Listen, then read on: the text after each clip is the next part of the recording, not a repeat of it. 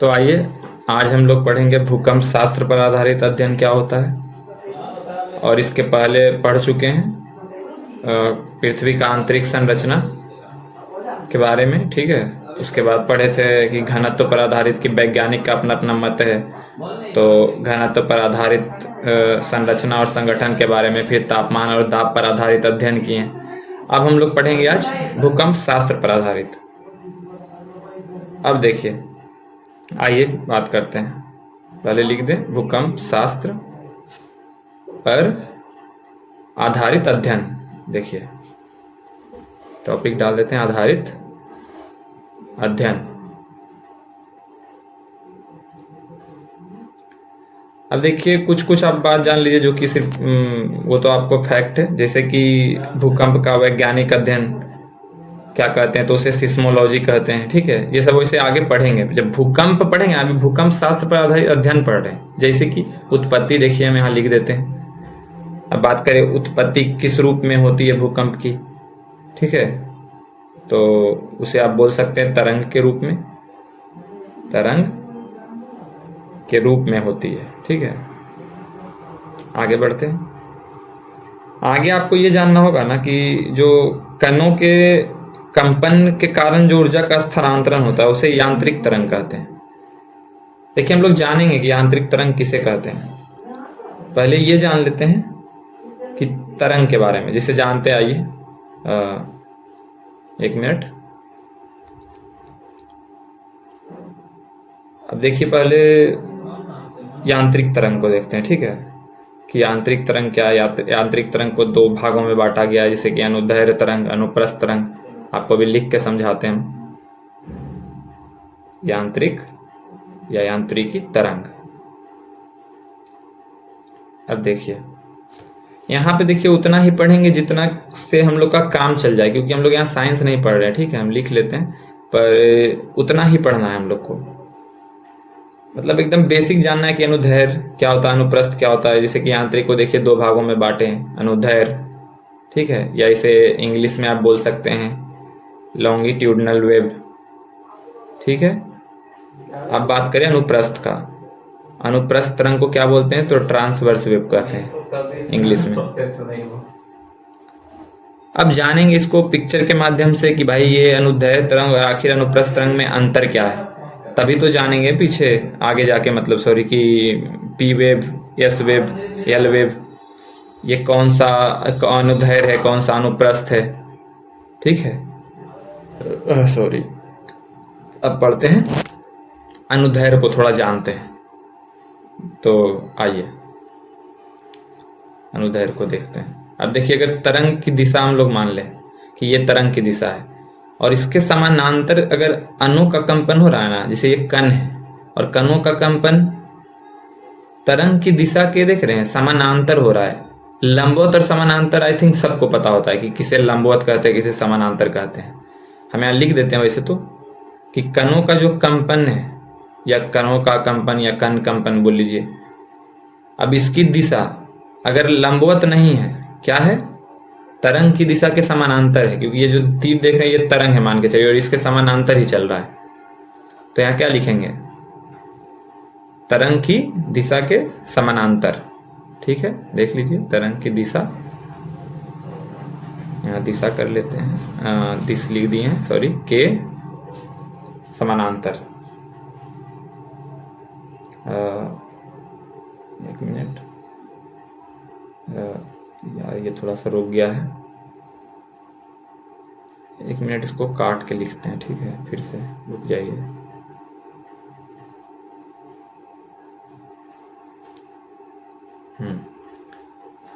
समानांतर। अब देखिए, अब उसका बात कर लेते हैं, यानी कि अनुप्रस्थ तरंग का।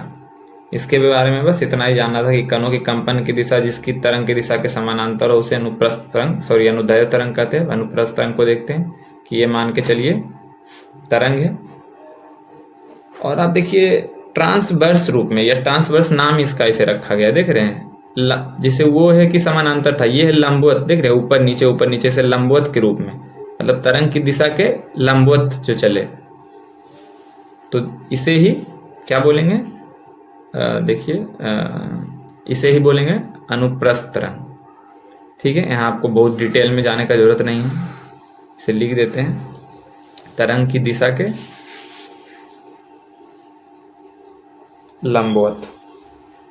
ठीक है, के लंबवत सॉरी बस इसके बारे में यहाँ पे इतना ही जानना था, जिससे हम लोग का काम चल जाएगा बस, क्योंकि हम लोग ज्योग्राफी पढ़ रहे हैं यहाँ पे। अब जाइए देखते हैं आगे। आगे देखिए हम लोग बात करेंगे ना कि अब भूकंपीय तरंग कौन कौन सा होता है। ठीक है, भूकंपी तरंग या भूकंपीय तरंग बोल लीजिए। तो इसमें देखिए 3 तरंग आता है। ठीक है, और आपको बुक में भी क्वेश्चन पेपर में भी ऐसे ही मिलेगा। अगर पी लिख रहे हैं तो भाई पी तरंग भी मिल सकता है, या पी से प्राइमरी भी होता है, जैसे कि पी तरंग यहाँ पे लिखें। ठीक है, दूसरा हो गया एस तरंग, एस तरंग। तीसरा हो गया एल तरंग। ठीक है, जिसे सतही तरंग भी कहते हैं, या एल फॉर रेलेफ करके वेव था, ये साइंटिस्ट का शायद नाम है। तो एल तरंग मतलब सीधा होता है सतही तरंग, जो सतह पे, जिसे आप पृथ्वी का आंतरिक संरचना देख रहे हैं तो जो बाह्य सतह पे चले उसे ही कहते हैं। देखिए पी तरंग यानी कि क्या होता है, प्राइमरी तरंग, जहाँ की मैं यहाँ लिख भी दिए प्राथमिक। अब एस देख लीजिए तो द्वितीयक हो गया। ठीक है, जिसे सेकेंडरी बोलते हैं इंग्लिश में, और एल को तो सतही तरंग, सतह पे चलता है। मुख्य रूप से जो बात करेंगे ना, हम लोग बात करेंगे पी तरंग का और एस तरंग का, क्योंकि ये आंतरिक भाग में चलता है। ये दोनों की विशेषता क्या है, तो आइए उससे पहले थोड़ा सा आप और एक चीज देखिए। देखिए यहाँ पे अगर बात करते हैं हम लोग, 1 मिनट पेज को थोड़ा ऊपर करने दीजिए। अरे यार 1 मिनट। एक चीज और जान लीजिए कि पी तरंग और एस तरंग जो है, इसे पिंड तरंग भी कहते हैं ये दोनों को। ठीक है, एल तरंग को सतही तरंग, और पी तरंग का, एस तरंग का और भी एक है पिंड तरंग। अब देखिए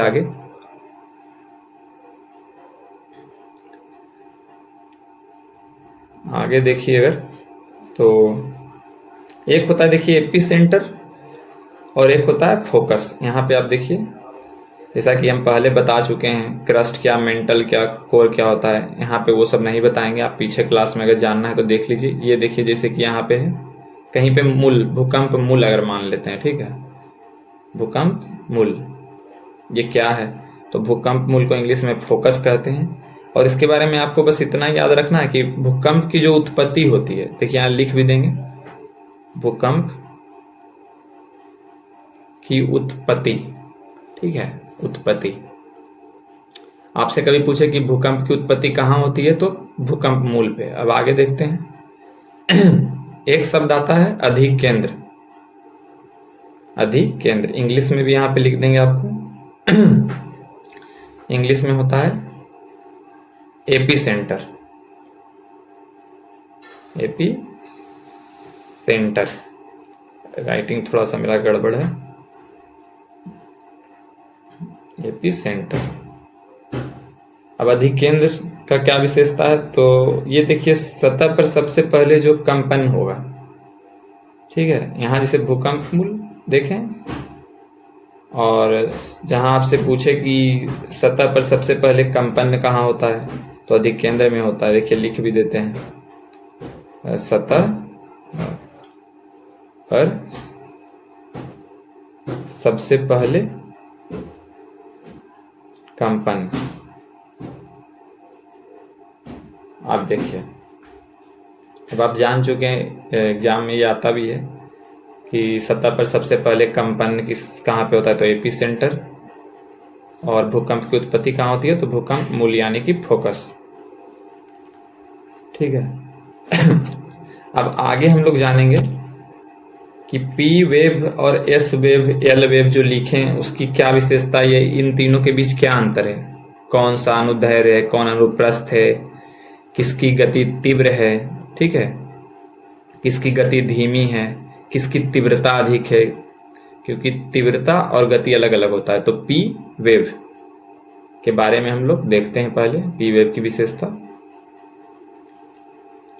अब बात करें अगर पी वेव की, ठीक है, तो सबसे पहले तो ये देखिए, जैसे ध्वनि तरंग होता है ना अनुदैर्घ्य, वैसे ही अनुदैर्घ्य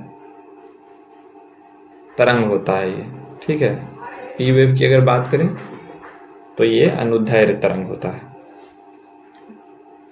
देखिए थोड़ा आराम से पढ़ेंगे क्योंकि ये टॉपिक थोड़ा सा लेंदी है। अब बात करें इसकी तीव्रता की, ठीक है, तीव्रता। अब तीव्रता की बात करें तो ये सबसे कम होती है। अब बात कर लेते हैं गति। देखिए तीव्रता और गति में अंतर होता है, ठीक है। तीव्रता अलग चीज होता है, गति अलग चीज होता है। और यहाँ पे हम लोग ज्योग्राफी पढ़े, साइंस नहीं कि अब तीव्रता क्या पूरा डिटेल में जाए। आपको यहाँ बस जानना है कि पी वेव और एस वेव में क्या अंतर है। तो यहाँ पे बस इतना ही समझिए कि तीव्रता इसकी सबसे कम है, किसके मुकाबले, एस और एल के मुकाबले। अब बात करें देखिए गति का, तो ये क्या होगा, गति से सबसे, सॉरी से लिख दिए, सबसे अधिक, ठीक है। अब देखिए अगर हम लोग बात करते हैं एस तरंग की, पी वेव की बस इतना ही विशेषता है। अब एस वेव बोल लीजिए या एस तरंग, एस वेव भी लिख देते हैं। इसके बारे में थोड़ा जानते हैं। देखिए सबसे पहले तो ये जानिए कि ये अनुप्रस्थ तरंग है, जिसे प्रकाश तरंग भी क्या है, अनुप्रस्थ तरंग है। इसके पहले हम लोग पढ़े थे अनुदैर्घ्य, तो अनुदैर्घ्य तरंग क्या था, पी वेव, ये है अनुप्रस्थ। और प्रकाश तरंग भी एक अनुप्रस्थ है, उसी तरीका से जिस तरीका से ध्वनि अनुदैर्घ्य तरंग है। इसकी तीव्रता की बात करें ना, तो ये पी वेव की अपेक्षा अधिक होती है। एल वेव की देखिए अपेक्षा कम होगी, लेकिन पी वेव की अपेक्षा अधिक, यहाँ लिख भी दिए हैं, पी वेव की अपेक्षा अधिक। और अब बात करेंगे इसकी गति के बारे में। तो गति अगर बात करें ना, देखिए यहाँ पे बात करते हैं गति का। तो गति देखिए इसका पी वेव की अपेक्षा कम होगा, ठीक है। गति अगर बात करें ना तो पी वेव की अपेक्षा, पी वेव लिख देते हैं कि अपेक्षा कम, ठीक है, अपेक्षा कम होती है। अब आइए हम लोग जानते हैं एल वेव के बारे में, जिसे हम लोग सतही तरंग बोलते हैं। उसके बारे में जो अभी जानेंगे उतना ही काफ़ी है, क्योंकि आगे डिटेल में पढ़ना है पी वेव और एस वेव जो आंतरिक गमन करता है, ठीक है। एल वेव के बारे में देखिए यहाँ पे, एक मिनट, यहाँ पे कि जैसे बात करें अगर कि, अच्छा आगे आप लोग ये सब आएगा, ठीक है, अभी यहाँ पे नहीं बता रहे हैं, आप बस इस तरंग के रूप में हल्का इसका देख रहे हैं इंट्रोडक्शन। आगे पढ़ेंगे, जैसे कि अभी आप जानिए एल वेव। एल वेव देखिए एक सतही तरंग है, ये तो पहले ही बता चुके हैं। और ये अनुप्रस्थ भी हो सकता है, ठीक है, और अनुदैर्घ्य भी हो सकता है, किसी भी रूप में हो सकता है क्योंकि ये सतह पर चलता है। देखिए अनुदैर्घ्य भी हो सकता है और बोल लीजिए या बोल लीजिए अनुप्रस्थ भी हो सकता है। दोनों तरह का तरंग हो सकता है। अब इसकी तीव्रता की बात करेंगे तो देखिए सबसे कम तीव्रता किसका था, पी वेव का, फिर उससे अधिक किसका था, एस वेव का, और इसकी तीव्रता सबसे अधिक होगी, ठीक है। सबसे कम किसका है, तो पी का। आपको ये सब ध्यान रखना है थोड़ा। बात करेंगे गति का। अब जाहिर सी बात है तीव्रता सबसे अधिक है तो गति इसका सबसे कम होगा, सबसे कम। अब देखिए यहाँ पे हम लोग ये तो जान चुके हैं कि पी वेव, एस वेव और एल वेव में थोड़ा बहुत क्या विशेषता है, ठीक है।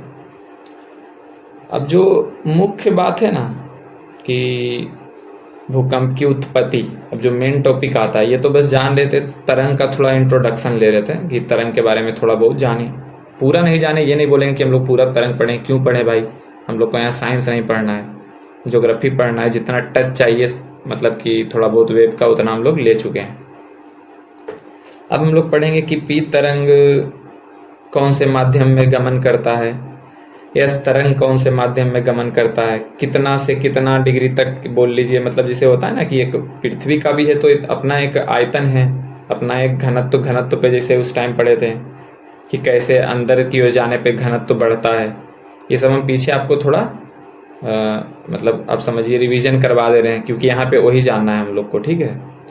जैसे अगर पी और एस लिखते हैं आप, यहाँ हम प्राइमरी और सेकेंडरी नहीं लिखेंगे बार बार, या प्राथमिक या द्वितीयक नहीं लिखेंगे, आप सीधा समझ जाइए कि पी से प्राथमिक तरंग की बात कर रहे हैं और एस से द्वितीयक तरंग की बात कर रहे हैं। देखिए ये बात करें, पी का अगर बात करें ना, तो ये जो पृथ्वी का संगठन और संरचना है, तो ये सभी माध्यम में गमन कर सकता है, ठीक है, सभी माध्यम में गमन। आप ये जान लीजिए ना इसके बारे में सीधा कि सभी माध्यम से मेरा बोलने से तात्पर्य कि पृथ्वी का जैसे संगठन वो क्या है, कहीं पे सॉलिड है कहीं लिक्विड है, ये आपको पहले ही बता चुके हैं, पीछे का क्लास में आप देख भी सकते हैं कि जो सबसे बाहरी भाग है वो ठोस है, फिर थोड़ा आप क्रस्ट और मेंटल का जो भाग है वो ठोस है, ठीक है, और कोर को भी आंतरिक और बाहरी कोर में बांटे थे, तो वो क्या था। अब देखिए एस को अगर देखते हैं, यहीं पे देख लीजिए, जैसे ठोस लिख देते हैं, पीछे आप देखिएगा आपका टाइम यहाँ पे खराब होगा, क्योंकि वापस से पीछे के सारी बात को दोहराएंगे। तो देखिए ठोस से निर्मित संरचना लिख दी है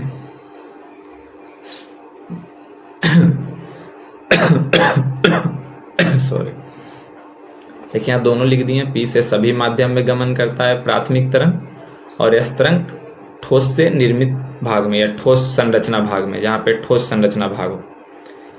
और यहाँ पे देखिए ये सब भी आएगा, जैसे पृथ्वी के अभी बना लेते हैं हम, तो देखिए ये, और पृथ्वी का जैसे एक लेयर हो गया, ठीक है, ये दूसरा। अब देखिए ये सब जो बना रहे हैं, ये आपको पहले ही केक की तरह पहला क्लास में बताए थे कि क्रस्ट मेंटल कोर क्या होता है, इसको केक की तरह कैसे काट के निकालेंगे, फिर कोनोरोड क्या होता है, कैसे ट्रांजिशन जोन होता है, क्रस्ट को भी दो भाग में बांटे थे, ऊपरी क्रस्ट बाहरी क्रस्ट, ठीक है, ऊपरी और सॉरी भीतरी क्रस्ट या बाह्य क्रस्ट या आंतरिक क्रस्ट, जहाँ लिख रहे हैं हम 105 जहाँ लिखे हैं, ठीक है, यहाँ भी लिख देते हैं, ये होता है 140 डिग्री आप मान लीजिए, ये अंदर का भाग है, मतलब ये बाहरी भाग है। अब देखिए आपको ये जानना है कि यहाँ पे लिख ही देते हैं, ऐसे तो आपको समझ में नहीं आएगा। देखिए जो P है और S है, ठीक है, ये तरंग है, ये तरंग कहाँ से कहाँ तक चलेगा। देखिए ये जो बना रहे हैं 105 डिग्री तक, मेरा बोलने का मतलब है कि ठोस अवस्था जहाँ है, क्योंकि P तरंग का आपको पहले विशेषता बता चुके हैं कि ये सिर्फ ठोस भाग में गमन करता है, तो ठोस भाग यहीं तक है जहाँ तक 105 डिग्री लिखे ना, यानी कि आप समझ लीजिए क्रस्ट और मेंटल का भाग, ये जो बाहर का आप देख रहे हैं ये क्रस्ट और मेंटल का एक तरह से भाग है, ठीक है। तो और यहाँ समझ लीजिए गुटेनबर्ग जोन तक आप बोल सकते हैं। अब ये गुटेनबर्ग क्या है, लेहमन क्या है, ठीक है, कोनोरोड क्या होता है, रिप्टी क्या होता है, ये सब आप पीछे के क्लास में जाके देखिए, जैसे यहाँ लिख भी देते हैं, यहाँ जितना जानना है गुटेनबर्ग बस। अब देखिए यहाँ पे अगर बात करते हैं हम लोग, जैसे कि 1 मिनट रुक जाइए आप लोग, 1 मिनट बस। देखिए हाँ P और S ये देख रहे हैं, S तो यहीं पे ठहर जाएगा, ठीक है, यहाँ भी 105 लिख देते हैं और यहाँ 140 इधर और इधर। अच्छा आप लोग एक चीज़ जानते होंगे कि देखिए P हट गया है, P मतलब 105 तक ही चला है, सॉरी S तरंग जो है देख रहे हैं, S तरंग 105 तक रहा, फिर P अंदर की ओर गमन किया है। 1 मिनट इसको थोड़ा हटाते हैं, रुकिए 1 मिनट, कलर चेंज करेंगे। अब जिसे देखिए आप लोग कि ये जो देख रहे हैं, ठीक है, ये बीच से आंतरिक भाग में एंट्री कर गया, कौन सा, P तरंग, क्योंकि एस तरंग बस 105 तक ही रहता है, यानी कि ठोस तक। और पी तरंग आपको बता चुके हैं कि ठोस हो तरल हो सभी तरह के मार्ग में ये गमन कर सकता है। ठीक है, सभी तरह से आप निर्मित संरचना बोल लीजिए या सभी माध्यम में बोल लीजिए।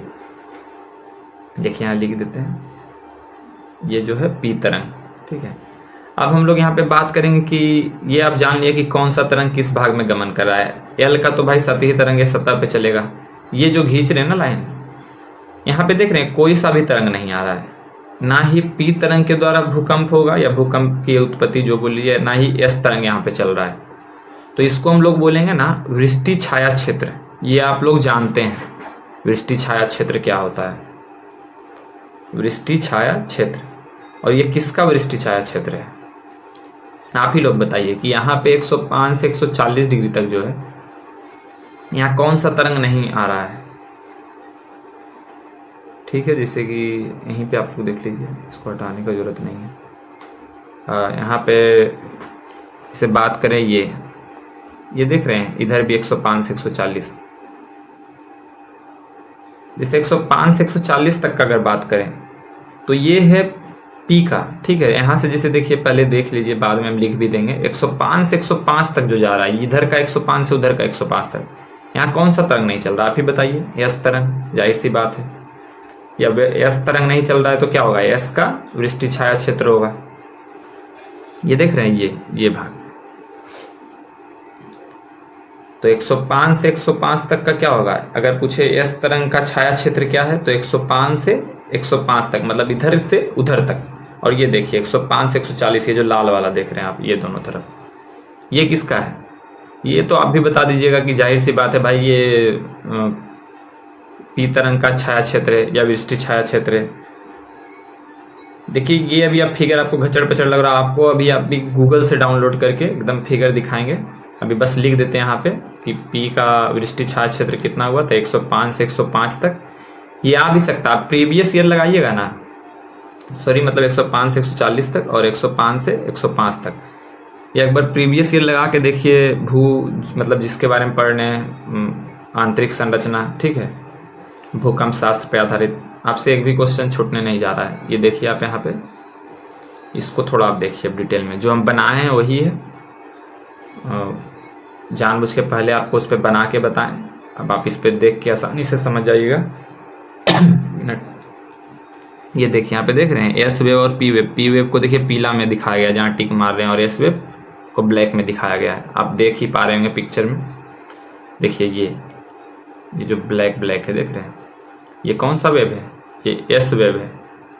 देखिए 105 इधर जैसे कि लिखा है, तो इधर भी 105 हम वहाँ पे लिखे ही थे। ठीक है, अब बात करें 140, देखिए यहाँ पे है ना, 105 से 140। ये देखिए जब बताएं एपी सेंटर क्या होता है, आप ही लोग बताइए, बाकी तो हम यहाँ लिख ही देंगे। एपी सेंटर हिंदी में क्या हो रहा था, हिंदी में होता है इसे अधिक केंद्र कहते हैं। ठीक है, यहाँ बताए भी थे कि सबसे पहले जो कंपन, ठीक है, सतह पर सबसे पहले जो कंपन होगा ना, वो इसी के द्वारा होगा, मतलब एपिसेंटर पे होता है, सॉरी इसके द्वारा नहीं, एपिसेंटर पे। अब देखिए ये वाला, देखिए यहाँ पे देख रहे हैं जाके रुक जा रहा है, ब्लैक वाला जो तीर है, अब ब्लैक वाला तीर को दर्शाया गया है एस वेव के लिए। देखिए यहाँ तो 105 डिग्री तक जाके रुक जा रहा है, जो कि हम अपने फिगर में बताए थे आपको। तो आप क्या इससे समझें कि मतलब वहां तक जो ठोस है, देखिए जैसे कलर देखिए आप, ये पीला वाला दर्शाया गया है पी वेव के लिए। मतलब कि पी वेव देख रहे हैं सारा, मतलब चाहे बाहरी भाग हो आंतरिक भाग हो, देखिए बाहरी में भी चल रहा है। ठीक है, सॉलिड है, बाहरी का आपको बताएं कि सॉलिड में कौन सा चलता है, लिक्विड तरल अवस्था या तरल माध्यम में कौन सा गमन करता है। ये देखिए ये जो आप देख रहे हैं ये क्या है, ये है कोर भाग, क्रस्ट मेंटल कोर। ये सारा पहले के क्लास में हम डेवलप बोल रहे हैं, चर्चा कर चुके हैं, डिस्कशन कर चुके हैं। देखिए ये है सॉलिड इनर कोर लिखा हुआ, मतलब क्या है, इनर का जो मतलब ये दिखा रहा है कोर का जो आंतरिक भाग है, यहाँ पे सॉलिड दिखा रहा है। क्यों, जो प्रेशर पे हम लोग आधारित पिछला क्लास में पढ़े थे, दाब पे आधारित, कि दाब नीचे जिसे जाने पे बढ़ जाता है, तो अधिक तापमान पर भी ना, दाब बहुत अधिक है तो तापमान अधिक भी है तब भी कोई ठोस फॉर्म में, सॉलिड फॉर्म में रह सकता है, इसीलिए अंदर का जो भाग है ठोस अवस्था में है। ठीक है। और जो ये देखिए बाह्य कोर जो है लिक्विड, देखिए इंग्लिश में लिखा है लिक्विड आउटर कोर। यहाँ पे जो देख रहे हैं ये पीला पी तरंग जो चल रहा है, और ये कैसे पता चल रहा है भाई कि साइंटिस्ट को या वैज्ञानिक को कि ये अंदर का भाग है, तो कहाँ पे सॉलिड कहाँ लिक्विड। तो देखिए ठोस भाग में जब पी और एस वेव दोनों चल रहा था तो उसकी गति तीव्र थी, मतलब जितना गति होना चाहिए। पर ये देखिए जो तरल का जो देख रहे हैं ठोस, सॉरी यहाँ पे जो ठोस अंदर का भाग देख रहे हैं, यहाँ पे भी आने पे गति तीव्र होता है, लेकिन बीच में जो है ना ये पीला वाला सॉलिड का मतलब जो तरल भाग है बाह्य कोर का, यहाँ पे धीमा होता है गति। ठीक है। मतलब कि जैसे पहले देखिए सॉलिड भाग था तो गति ठीक था, फिर बीच में क्या होता है एस वेव तो ऊपर ही रह जाता है, देखिए इसका तो बात ही नहीं करना है। और पी वेव का बात करें वो अंदर आता है। और देखिए यहाँ पे जैसे है वृष्टि छाया क्षेत्र जो हम लोग वहाँ बताए थे। अब देखिए पी वेव का हम लोग बात कर रहे थे, आप मेरे मतलब ये मार्क पे ध्यान नहीं दीजिए, इधर भी पी वेव है देखिए 105, और इधर भी पहले आप देख लीजिए इधर 140, इधर भी 140 लिख लेते हैं, तो मतलब 105 से 40 का देखिए लिखा भी है पी वेव शैडो जोन, जो हम लोग की बताए थे हिंदी में वृष्टि छाया क्षेत्र। इधर भी देखिए वही कह रहा है 105 से 140, तो ये किसका छाया क्षेत्र है? ये है पी वेव का। ठीक है। अब हम लोग जो बात कर रहे थे मैं कि पहले ठोस भाग था तो गति तीव्र था, फिर लिक्विड भाग हुआ तो गति थोड़ा धीमा हुआ, और वापस से गति में वृद्धि हो गई। जब कहाँ पे? जब आंतरिक कोर भाग में पी तरंग गमन करता है। इसके मतलब क्या हुआ? इसके मतलब कि वापस से ठोस हुआ तभी तो गति में वृद्धि हो गई। बीच में धीमा हुआ था कौन सा? तरल भाग में। तो इससे पता चलता है कि पृथ्वी का जो बाहरी भाग है ठोस है, फिर उसके अंदर का जो बात करें कोर का बाहरी भाग तरल है, फिर कोर का आंतरिक भाग। ठीक है, जो ये हम बोल रहे हैं ना कोर का आंतरिक, कोर का बाहरी, ये सब बता चुके हैं कि क्रस्ट मेंटल कोर, फिर उसको ट्रांजिशन जोन यानी कि आसन तथ्य या संबद्धता क्षेत्र में बांटे हैं। ठीक है, ये सब बता चुके हैं। अब देखिए आप समझ चुके हैं। ठीक है, सारा चीज। अब हम लोग बात करेंगे आगे का जो टॉपिक है वो कल के क्लास में पढ़ेंगे कि भूसंचलन क्या होता है, बहित भूसंचलन क्या होता है, अंतर्जात बल क्या होता है, सब आगे की टॉपिक में पढ़ेंगे। तब तक के लिए धन्यवाद। चलिए कल की क्लास में मिलते हैं।